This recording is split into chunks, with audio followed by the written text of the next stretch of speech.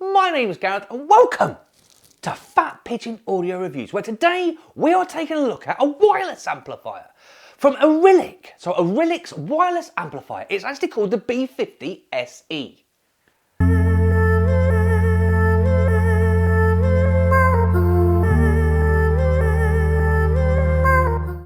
Now the B50SE is, like I said before, a few seconds ago, a wireless amplifier. It's a Bluetooth amplifier. It has Bluetooth 5.0, aptX HD. It's also, I think it's a 50 watt, it says it's 50 watts a channel. Now it's 50 watts a channel across 4 ohms. It's actually 30 watts a channel across 8 ohms.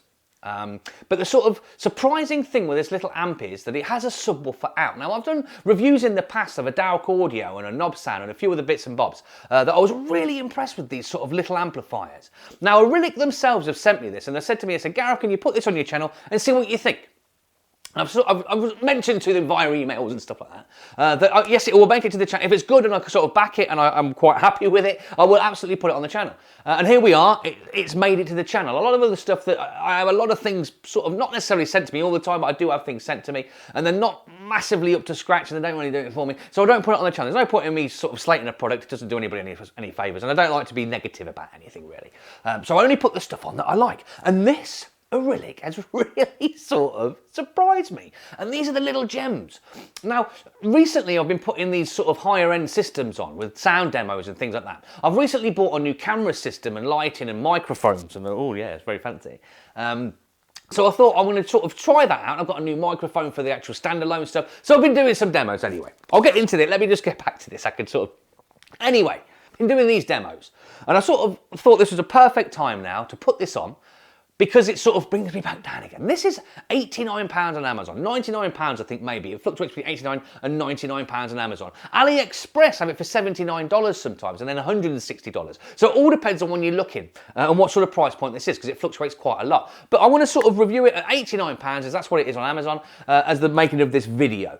Now, like I said before, it's got that aptX HD on it and it's fantastic. And the DACing board, it's very surprising. I'm very sort of happy with its sound, the overall sound of it. Now what I've done is, because like I say, I've been doing these sort of big boy speaker things and all that sort of stuff, I'm not quite used to the really high-end stuff yet. And I'm sort of getting into it myself. As you can see from here, I've sort of borrowed some of the Sopra ones. Now the reason I borrowed the Sopra ones is because, you know, I like Sopra ones and they're a fantastic speaker. But I wanted to, not everybody's got access to Sopra ones and things like that. So what I've done is I've got this £89 amplifier and I thought to myself, I'll put it on some F300s, some 301s and some floor standards.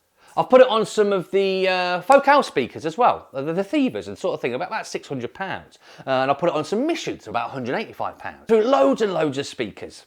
Trying to sort of not throw it out, but just see what it doesn't work with. And it works across the board with everything, every single thing. And that 30 watts, don't be put off by that 30 watts, it's actually got a little bit of grunt behind it, which was surprising to me. On-off button, nice little metal toggle switch. IR standby sensor, there. You got your Bluetooth, your line, your optical, your uses, and your USB and your DAC, which is your inputs. And then you've got your volume. Now your volume also acts as a button, which then actually selects the different inputs that you want. So you just, you know, scroll through them all to get to your USB or to get to your DAC, and then back, and it circles back around to the Bluetooth side of it. On the back, I'll do some B-roll for the back. On the back, you have your DC input. You have your 4 binding posts for obviously your left and your right channel. You have your line input. So I've got on the line input, I've been putting my turntable through it. So I've got a turntable phono stage and the phono stage goes into the back of the line input. And then we've got a subwoofer out. And we'll come back to the subwoofer out. We've got an optical input, a USB again for your files, for your FLAC files, MP3 files, and then you've got your USB-C, which is your DAC, so you can have a PC plugged into this and use this as your DAC and then output through the speakers. And also you have a reset button at the back. On the top left-hand side, you can see that there's the Bluetooth antenna. Now you have the remote control here, as you can see. So it has the power button, the pairing button, the mute button. It's also got a phono in. This is for another, I think it's for one of the models above this one, where the phono stays built in. This one doesn't have that, unfortunately, the B50SE. It has the line in though, like I said before. You've got your volume up and down, you skip left and right for your tracks that are actually being obviously sent from your phone. And then you've got your play pause button. You've also got then your sources here. So you've got an optical in, which you do have on this one. You don't have the ARC on the 50SE, but obviously the controller, like I said before, does do models above this one. And then you have your bass treble controls as well, which is nice. And all your sources down the side here, USB, PC. You've actually got preset sort of sound signatures. So you've got your flat, your classic, your pop, your rock, your jazz, and your vocal. So you've got plenty of different sort of little filters, little sort of different systems and different options that you can put through your speakers. So if something doesn't sort of tickle your fancy, you change it to the pop, and you've got options. You've got options, and it's all there on the remote control. Now going back to that sort of sub out. Now the Dalk Audio that I reviewed quite a while ago, about a year ago, one of the first videos I put on. That was 160 watts, and it was valve output, and I think that was 160 watts for some 4 ohms again, so it was about 80 watts. It was a fantastic amp, and I loved that amp. But the sort of technology's come a long way. Even in that year, it's come so far with this little device. But the Dalk Audio didn't have a sub out, and the little knob sound that I did a review on didn't have a sub out. This has a sub out, and it's the first sort of thing at this price point, for that £89, that I've seen have a sub out.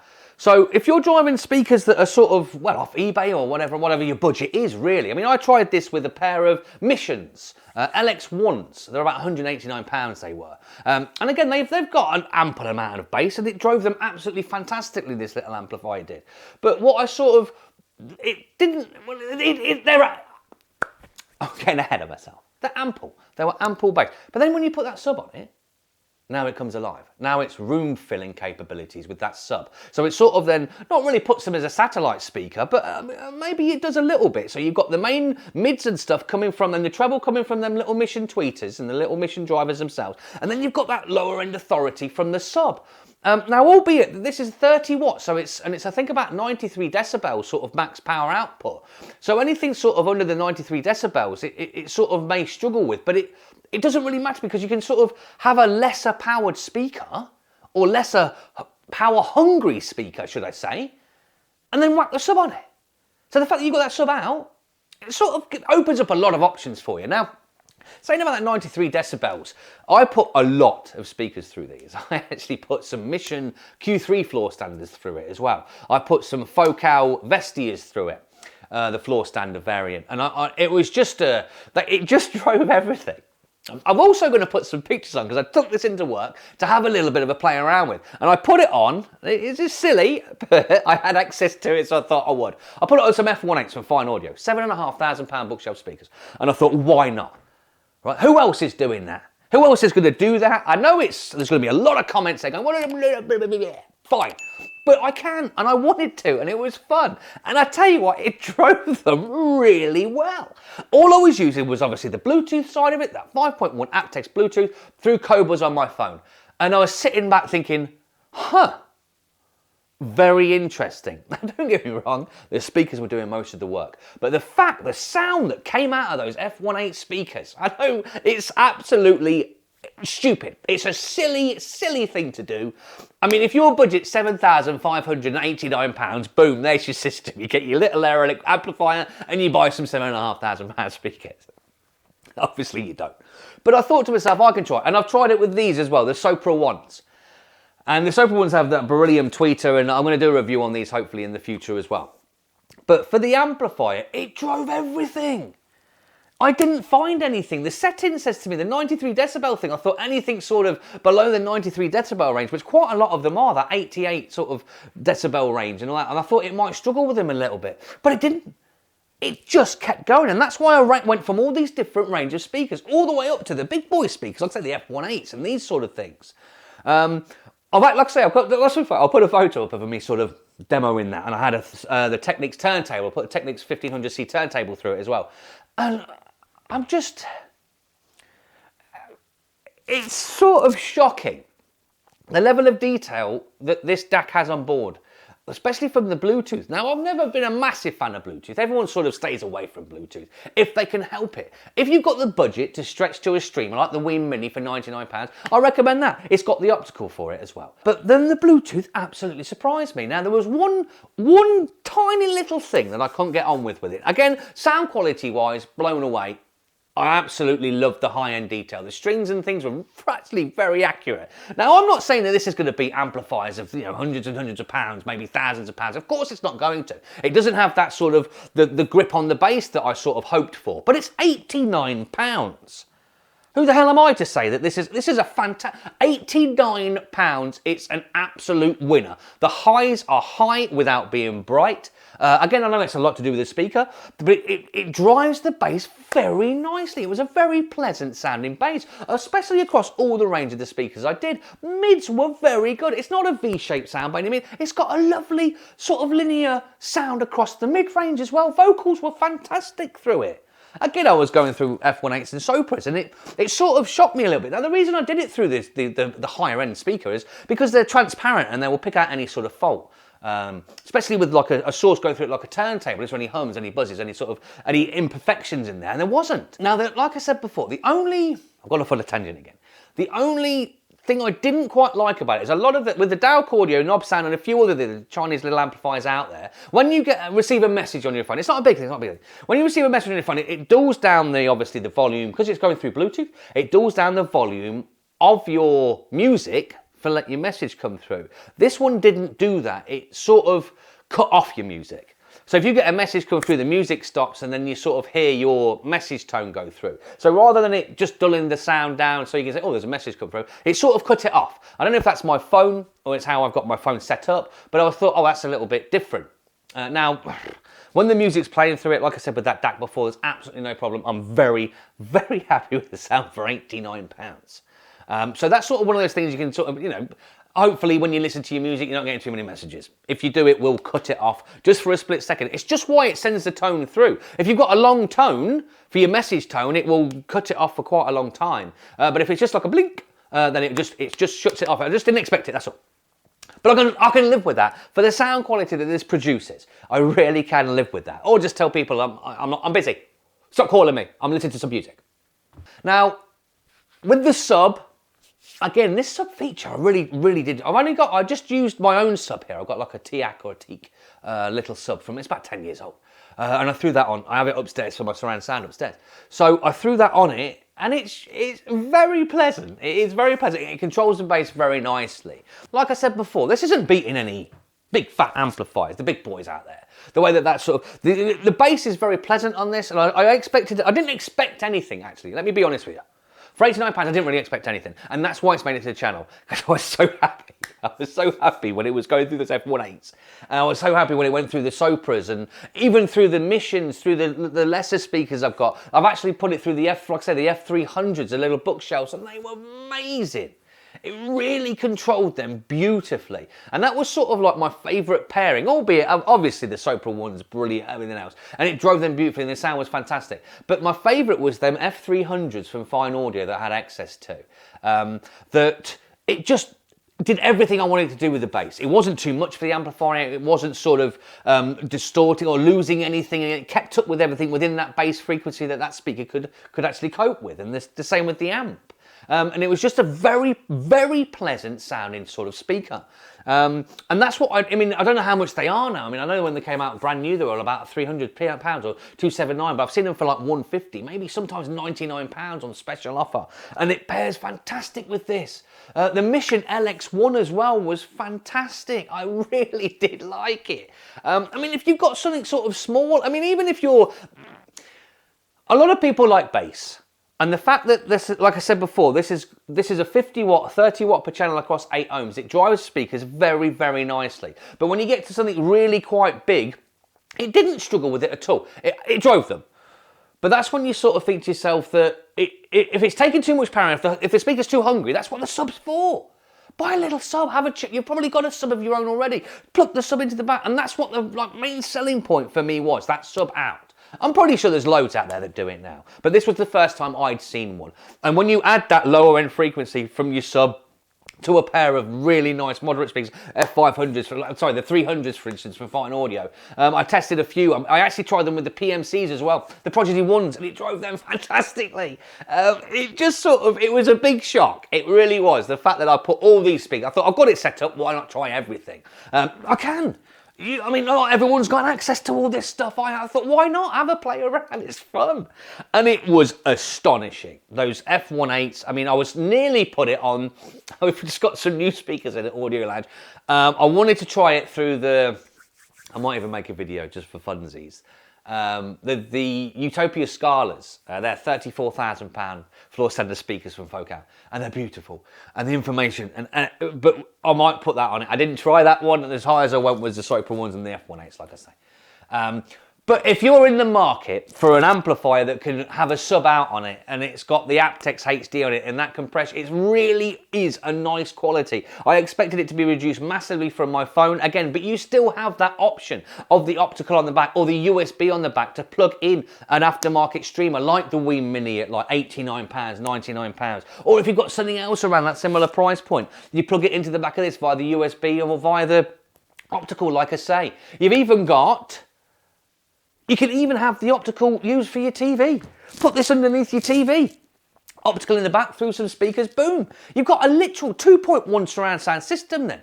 I mean, for 18, I know it's, ooh, for £89, optical in the back, subwoofer in the back, two moderate, nice little speakers, whatever you've got. And now you picture that surround, that's going to be better than the TV that you've got, better than the sound coming from this TV especially. It's going to be better than the soundbar I have in place there because it's got a subwoofer and 2 channels. It's always going to be better than the soundbar. So £89, you know, you don't have to spend hundreds and hundreds of pounds on a surround sound system anymore. If you've got a decent set of speakers that image nicely in the centre anyway, you'll get a nice centre image for your TV from your speakers, and then your subs giving you that ambience and the sort of explosions. I can't recommend it enough for music and for the sort of TV side of it, because I've tried it through both.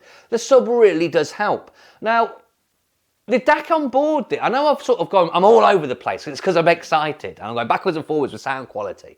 But the features on it, it's very basic. It's not full of all these sort of magical bits, does this, does that. It's an amplifier with a Bluetooth chip in it and a nice little DAC in it. Now, I'm not sure how they do it for this sort of price anymore. £89, it's punching way higher than that. It's way above its weight. And again, it drove a lot of speakers that I didn't expect it to. But fundamentally, I haven't heard better than this at £89. Again, the Dowg Audio was a fantastic amp, but that was about £169. The knob sound was about £70 or £80, a similar price to this. But this is far better than the knob sound was. Far superior in DAC quality, musical quality, and grabbing that bass, controlling everything. It does it so well. So you think to yourself, your £89, where's it going? It's going on that DAC. It's going on the fact that you can put a sub in. You can have it for your TV, optical out, soundbar, everything, 2-channel, fantastic. Put it in your bedroom, put it in your kitchen, put it wherever you want, put it in your lounge. It just does a job, and it does that job so very well. And I honestly can't praise it enough. I've even put flat files through the back of it on USB. Bit clunky, you haven't got a display, but you just press play. I've got a playlist on there, you press play and it plays. And you can skip it also from the controller. So yeah, no display, who needs a display? You press play, you walk away from it. Absolutely fantastic. It coped very well with them flat files as well. It really did sort of step up again from the Bluetooth, albeit that Bluetooth is, we've come a long way with Bluetooth, we really have. I know I keep droning on about this. I know it's just, go and have one. Go and pick one up. If you're in the market, even if you're not in the market for one, I'm going to have this in the kitchen maybe. I might put it in my bedroom upstairs. I might run it down here for a bit.